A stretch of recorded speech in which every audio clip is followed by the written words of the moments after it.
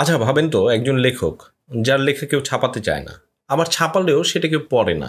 এমন না যে সে খারাপ লিখে, তার মেধা আছে, যথেষ্ট পরিশ্রম করে, কিন্তু কোনোভাবেই সাকসেস পাচ্ছে না। শেষে সেই ব্যর্থ লেখকটা এতটাই ডেসপারেট হয়ে যায় যে লাইভ টেলিভিশন ব্রডকাস্টে এসে সেটাকে হাইজ্যাক করে সে ঘোষণা দেয় সে একটা পারফেক্ট ক্রাইম করবে, আর সেটার মাধ্যমে 5 জন মানুষকে খুন করবে।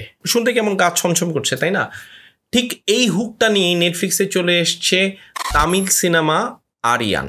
আজকে কথা বলবো নেটফ্লিক্সে মুক্তি পাওয়া তামিল সিনেমা আরিয়ান নিয়ে, যেটা পরিচালনা করেছেন প্রবীণকে। এটা তার ডিরেকশনের প্রথম ছবি। সিনেমা হলে রিলিজ পেয়েছিল 31শে অক্টোবর, আর নেটফ্লিক্সে 28শে নভেম্বর থেকে দেখা যাচ্ছে। এটা শুধু তামিল ভাষায় না, হিন্দি ভার্সনও আপনারা পেয়ে যাবেন। এই রিভিউতে আমি এই সিনেমাটার গল্প, অ্যাক্টিং এবং টেকনিক্যাল নানান দিক নিয়ে বিস্তারিত কথা বলবো। প্রথমে গল্পটাকে একটু বলে নিই। আরিয়ান সিনেমাটার গল্প একজন আনসাকসেসফুল রাইটারকে নিয়ে, যার নাম হচ্ছে নারায়ণ ওরফে আজগার। এই চরিত্রে অভিনয় করেছেন সালভা রাঘবন। লোকটা জীবনে কোনো রেকগনিশন পায়নি, তার বই কেউ ছাপাতে চায়নি। এই ফ্রাস্ট্রেশন থেকেই তিনি লাইভ টেলিকাস্ট ব্রডকাস্টকে হাইজ্যাক করে সেখানে ঘোষণা দেয় সে একটা পারফেক্ট ক্রাইম করবে, আর সেই ক্রাইমের মাধ্যমে সে 5 জন মানুষকে মেটিকুলাসলি মার্ডার করবে। আর প্রতিটি ভিকটিমের নাম তিনি 1 ঘন্টা আগে সবাইকে জানিয়ে দিবে, যেন সবাই প্রস্তুত থাকতে পারে। এখন আপনি ভাবুন, যদি কেউ এরকম ওপেন চ্যালেঞ্জ দেয় তাহলে কি হবে? স্বাভাবিকভাবে এই চ্যালেঞ্জটাকে ফেস করতে হবে, তাই না? আর এই চ্যালেঞ্জটাকে ফেস করতে এগিয়ে আসেন পুলিশের ডিসিপি নাম্বি, যার চরিত্রে বিষ্ণু বিশাল অভিনয় করেছেন। নাম্বি পুলিশ অফিসার হিসাবে খুবই হার্ড ওয়ার্কিং, ডিটারমাইন্ড, কিন্তু তার ব্যক্তিগত জীবনে কিছু টেনশন আছে। প্রফেশনে তার অতিরিক্ত সময় দেওয়ার কারণে তার স্ত্রীর সাথে তার একটা ডিভোর্স হওয়ার সম্ভাবনা দেখা দিচ্ছে। এখন এই পুলিশ অফিসার নাম্বিকে সময়ের সাথে পাল্লা দিয়ে এই খুনিকে ধরতে হবে।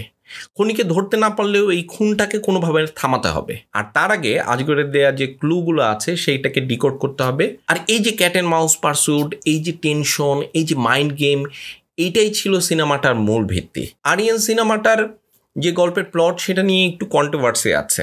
অনেকে বলছেন এটা মালায়ালাম ওয়েব সিরিজ মেনাকা থেকে হেভি ইন্সপায়ার্ড। অনেক ক্রিটিক আর দর্শকের মতে মেনাকার যে প্লট স্ট্রাকচার, এর যে সেন্ট্রাল কনফ্লিক্ট কিংবা কিছু মোটিভ, অনেকটাই এই আরিয়ান সিনেমার সাথে মিলে যায়। তো মূল কথা হলো, আরিয়ান সিনেমাটার মধ্যে যারা ফ্রেশনেস খুঁজছেন তাদের একটু হতাশ হতে হবে, কারণ গল্পের যে মূল আইডিয়াটা তা এতটা নতুন কিছু না। ডিরেক্টর প্রবীণ কি চেষ্টা করেছেন এটাকে তার নিজের মতো করে উপস্থাপন করার জন্য, কিন্তু যারা এর আগে মেনাকা দেখেছেন তাদের কাছে এই সিনেমাটা একটা দ্বিতীয়বার দেখার মতো কন্টেন্ট মনে হতে পারে। আর এটা একটা ভ্যালিড ক্রিটিসিজম, কারণ সিনেমার অরিজিনালিটি একটা বড় ইস্যু। আরিয়ান স্ক্রিন পেতে কিছু ভালো মোমেন্ট আছে। প্রথম হাফটা বেশ এঙ্গেজিং ছিল, মিস্ট্রিটাকে খুব ভালোভাবে বিল্ড আপ করা হয়েছে, কিন্তু সেকেন্ড হাফে এসে পেসিংটা একটু এলোমেলো হয়ে যায়। মনে হয় যে ডিরেক্টর ঠিক বুঝে উঠতে পারছে না তিনি কি ইমোশনে যাবেন নাকি অ্যাকশন মুডটাকে মেনটেন করবেন। ডায়লগগুলো কিছু জায়গায় পাঞ্চি, আবার কিছু জায়গায় একটু ফোর্স, বেশি ফিলোসফিক্যাল মনে হয়। কনফ্লিক্ট আর রেজলিউশনের মধ্যে যে জার্নিটা, সেটাকে অর্গানিক মনে হয় না,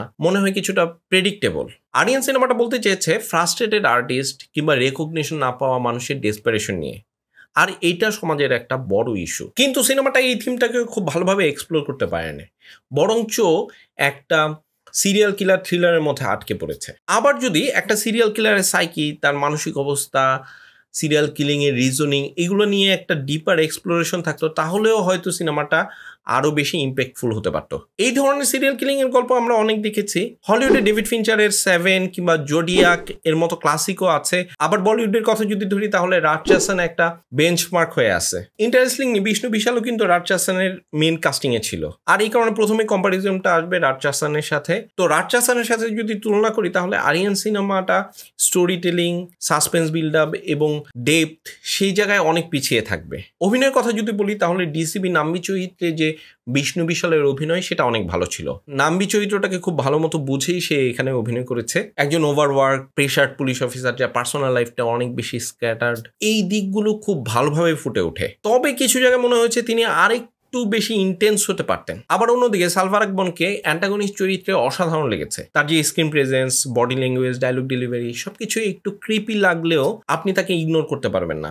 শেষ পর্যন্ত আপনাকে সেই চরিত্রটা ধরে রাখবে। শ্রদ্ধা শ্রীনাথ এখানে টিভি অ্যাঙ্করের ভূমিকায় অভিনয় করেছেন, যদিও তার চরিত্রটা খুব বেশি ডেভেলপ করা হয় নাই। সাপোর্টিং কাস্টিং এ যারা ছিল তারা সবাই মোটামুটি ছিল, কিন্তু আবার এক্সট্রা অর্ডিনারি না। এক্সট্রা অর্ডিনারি যদি কেউ থাকেন তাহলে সেটা সালভা Raghavan. Shit. Freaking psychopath. Director প্রবীণকে প্রথম সিনেমা হিসাবে বেশ কনফিডেন্টলি কাজটা করেছেন। টেকনিক্যাল দিক থেকে প্রথমে বলতে হবে সিনেমাটোগ্রাফির কথা। সিনেমাটোগ্রাফি খুবই দারুণ ছিল। একটা ডার্ক মুড বা এস্থেটিক্স ব্যবহার করেছেন যেটা চোখকে অনেক শান্তি দেয়। সাউন্ড ডিজাইন এবং ব্যাকগ্রাউন্ড স্কোরও গল্পের সাথে খুব ভালোভাবে মানিয়ে গেছে। গল্পের যে টেনশন সেটা ধরে রাখতে খুব সাহায্য করেছে। তবে আরিয়ান সিনেমার সবচেয়ে পজিটিভ দিক হলো বিষ্ণু বিশাল এবং সালভার আকবরের অ্যাক্টিং। এছাড়াও কোল্ড ওপেন আর ফার্স্ট হাফের যে পেসিংটা ছিল সেটা একদম ঠিকঠাক ছিল। প্রথম থেকে গল্পটা আপনাকে হুক করে ফেলবে। এর কারণ অবশ্য সিনেমার গল্পের প্লট। সিনেমার গল্পের প্লটটাই এত ইন্টারেস্টিং যে আপনাকে গল্পটা শেষ পর্যন্ত ধরে রাখতে সাহায্য করবে। এদিক থেকে চিন্তা করলে ডিরেক্টরের প্রথম সিনেমা হিসাবে আরিয়ান সিনেমাটা বেশ অ্যাম্বিশিয়াস একটা প্রজেক্ট ছিল। আর সমস্যার কথা যদি বলতে হয় তাহলে প্রথমে বলতে হবে অরিজিনালিটির অভাব। মেনাকার সাথে তার এতটাই মিল যে কোনো ফ্রেশনেস পাওয়া যায় না। এরপর সেকেন্ড হাফে গিয়ে গল্পের পেসিংটা একটু স্লো হয়ে যায় এবং সবচেয়ে বড় সমস্যা হলো কিছু জায়গায় গল্পটাকে অনেক বেশি প্রেডিক্টেবল লাগে। আর দুইটা জিনিস আমার কাছে একটু সমস্যা মনে হচ্ছে। এর মধ্যে একটা হচ্ছে সোশ্যাল যে মেসেজটা দেবার চেষ্টা করেছেন পরিচালক সেটাকে খুব অর্গানিক মনে হয় নাই, মনে হয়েছে জোর করে বসানো হয়েছে। এছাড়া ফিমেল ক্যারেক্টারগুলোর যেই ক্যারেক্টার ডেভেলপমেন্ট সেটাও খুব ভালোভাবে হয় নাই। ওভারঅল বলতে গেলে আরিয়ান সিনেমাটা একটা decent attempt serial killer thriller বানানোর জন্য। এটাকে আমি একটা অ্যাভারেজ থ্রিলার বলবো। তবে 2 ঘন্টা সময় আপনার যে একেবারে নষ্ট হবে এমন না। সিনেমাটা দেখতে আপনার ভালো লাগবে, শেষ পর্যন্ত হয়তো দেখবেনও। কিন্তু এই সিনেমাটা যে অনেক দিন আপনার মনে থাকবে এটার যে একটা মাস্টারপিস এমন না। এর যে ভালো দিক এবং দুর্বল দিকগুলো আছে সবকিছু মিলিয়ে এই সিনেমাটায় আমার রেটিং হচ্ছে 5-এর মধ্যে 3.5। আপনাদের কাছে কি মনে হয়? আপনারা কি সিনেমাটা দেখেছেন? যদি দেখে থাকেন তাহলে আমাকে কমেন্টে জানাতে পারেন আপনাদের ভাবনা। আর আমার এই রিভিউটা ভালো লাগলে লাইক শেয়ার করুন।